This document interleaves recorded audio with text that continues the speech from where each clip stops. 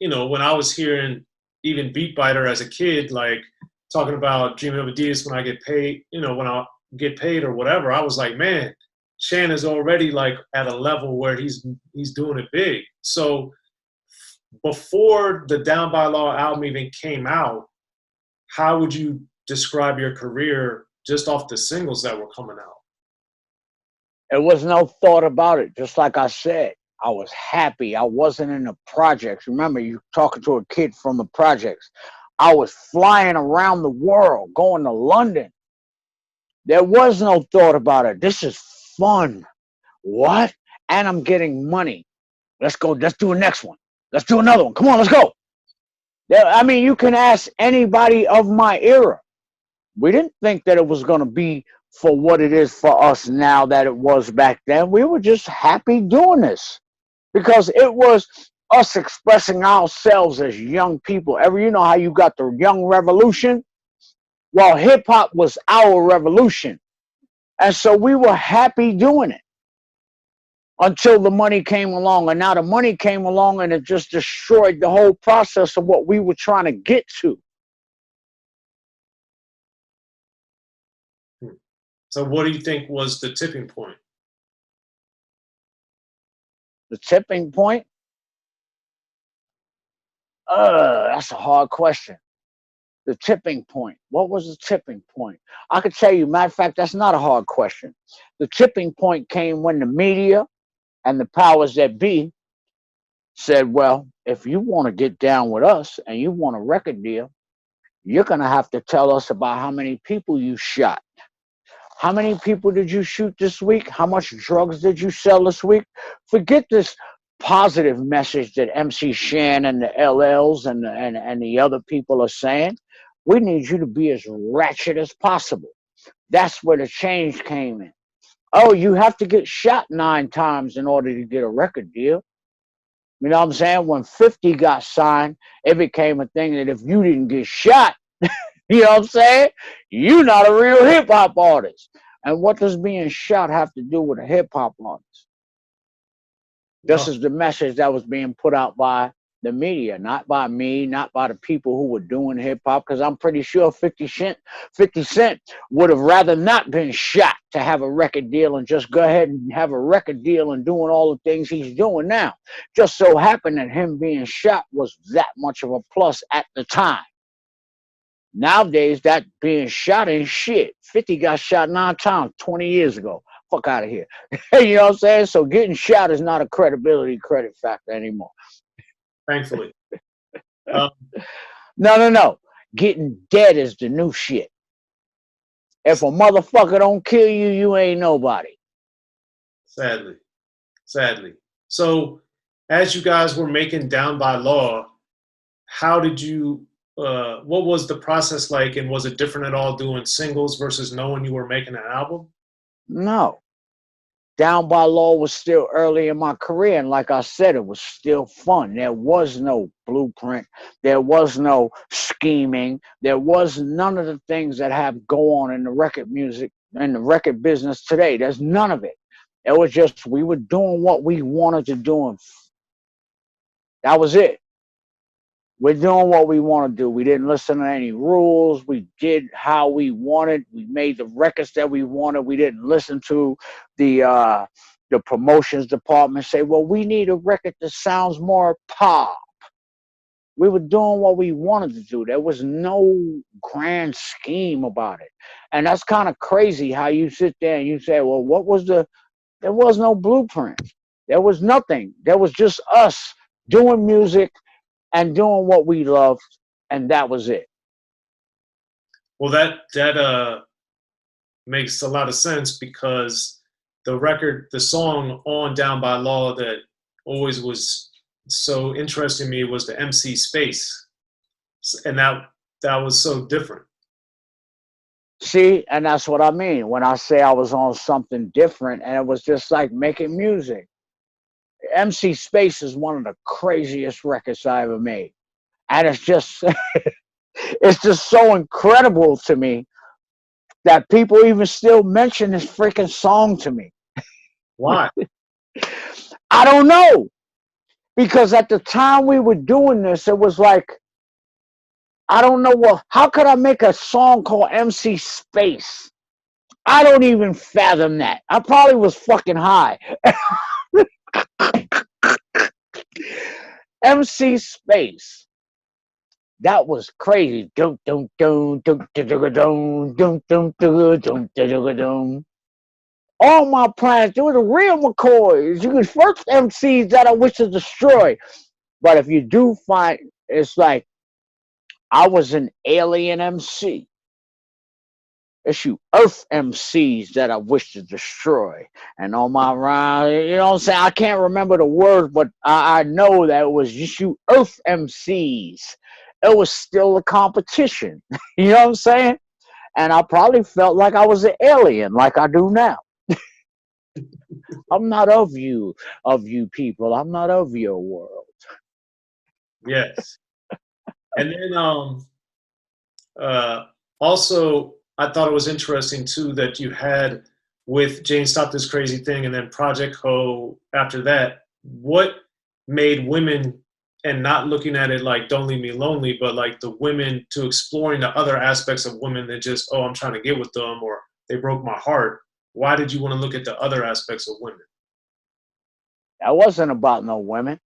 Wasn't about, listen, Left Me Lonely was about a chick that left me and broke my heart, Tawana McCullum.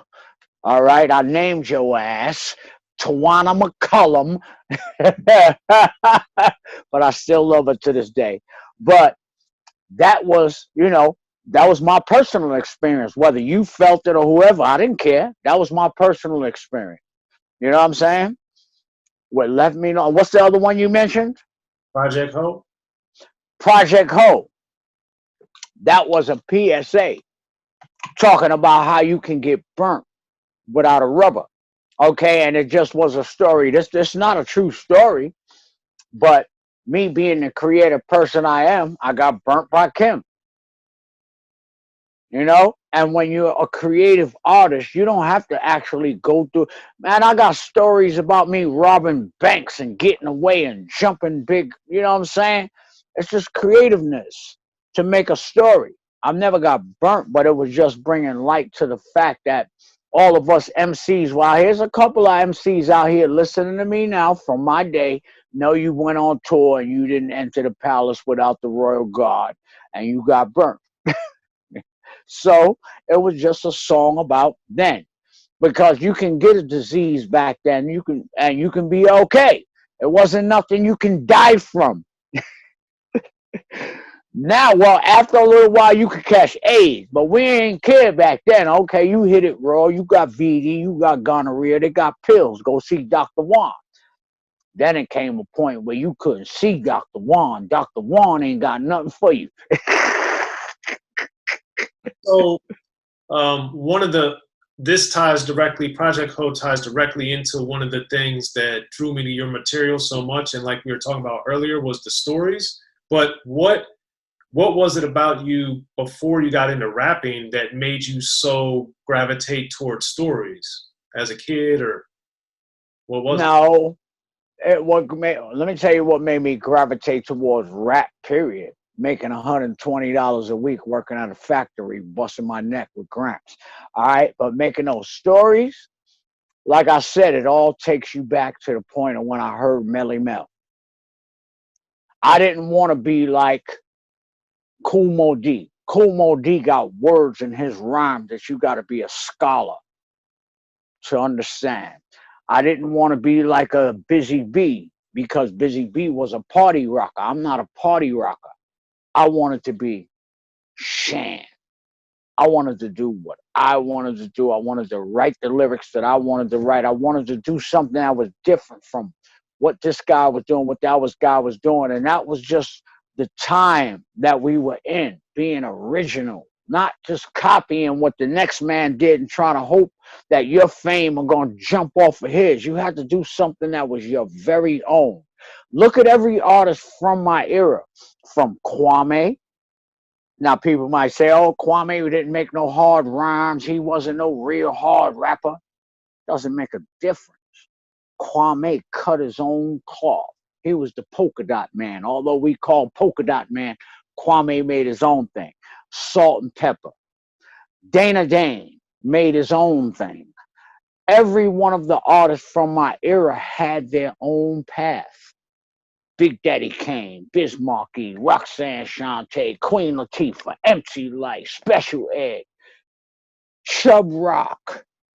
You could never put us in the same arena and not say that you were not entertained from beginning to end.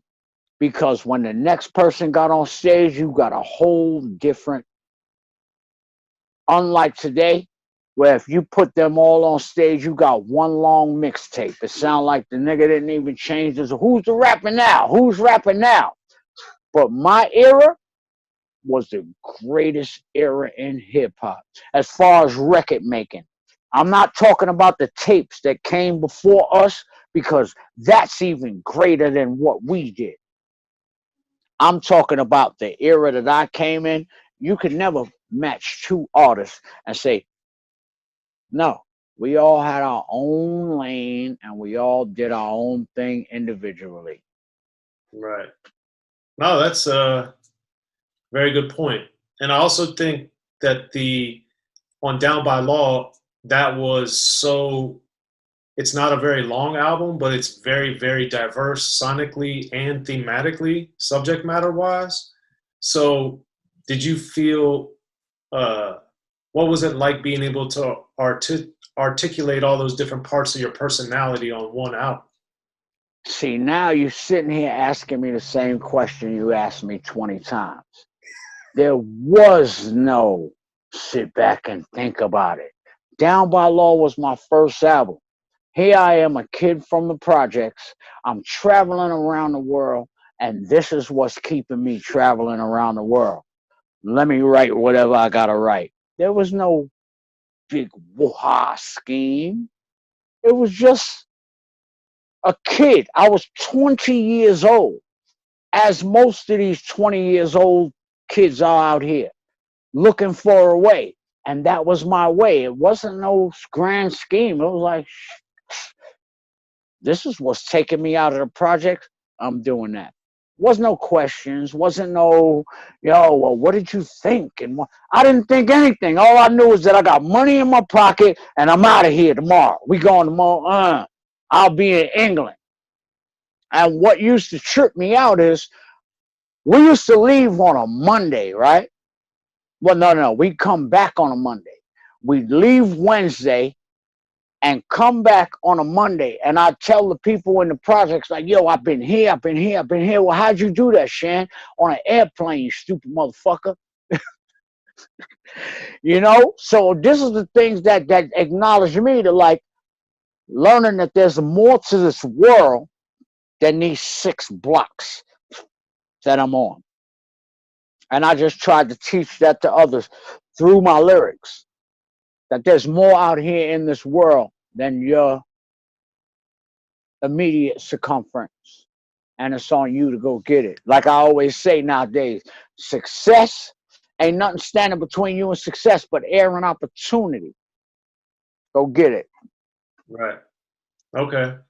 Well, that's I hope I'm giving you the answers you need to clarify. No, you got to answer them your way, man. That's why. No. The point is, you being the interviewer, are you getting a little bit of clarification? Yes, I'm. I'm happy. Here's the thing. As you can tell, I know and like and love your music and always have since I was a little kid. So I'm hearing it. But I've also, yes, we've talked over the phone a couple of times over the years, but I've never really been able to ask you all this stuff. So while some of it may seem similar to you, to me it's so different. But don't even worry about it. You don't even have to explain it. This is something that I signed up for. When you sign up for this, see, that's another thing that artists don't understand. That when you sign up for this job, this is what you sign up for. You have to answer the questions that people like yourself are inquisitive to. You're not oblivious to it. You're not sheltered from it. You have to go through this too.